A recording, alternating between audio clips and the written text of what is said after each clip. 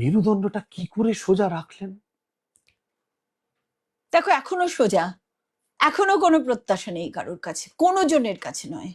আমার সেদিন খুব ভালো লেগেছিল যে আমি একটা অনুষ্ঠানে গিয়েছিলাম, একটা মিডিয়ার, এবং সেখানে লাইভ প্রোগ্রামে মঞ্চে অনেকে ছিলেন যারা পরবর্তী মন্ত্রী হচ্ছেন বা হয়েছেন, দপ্তর হয়তো পাননি, তারা অনেকেই এসে আমাকে দিদি ফোন নাম্বারটা দেবেন, নিজে থেকে এসে। আমি হয়তো কারুর কাছে এসে, আমার নেচারই সেটা নয়, আমার কোনো ব্যক্তিগত প্রত্যাশা নেই। এখনো মেরুদণ্ড সোজা, কারণ আমি সারা পৃথিবীর ইতিহাস পড়েছি।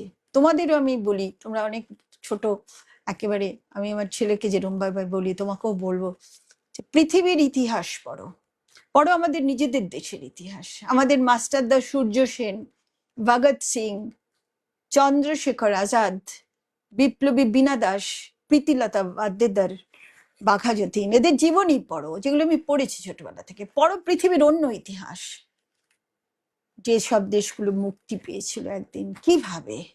এই মেরুদণ্ড সোজা করা মানুষ আমার থেকে আরো অনেক বড় গপের মানুষ, তারা কিছু তো তাদের থেকে নিতে পেরেছি, এবং সেটা নিয়েই আগামী দিনেও এইভাবেই পথ চলবো।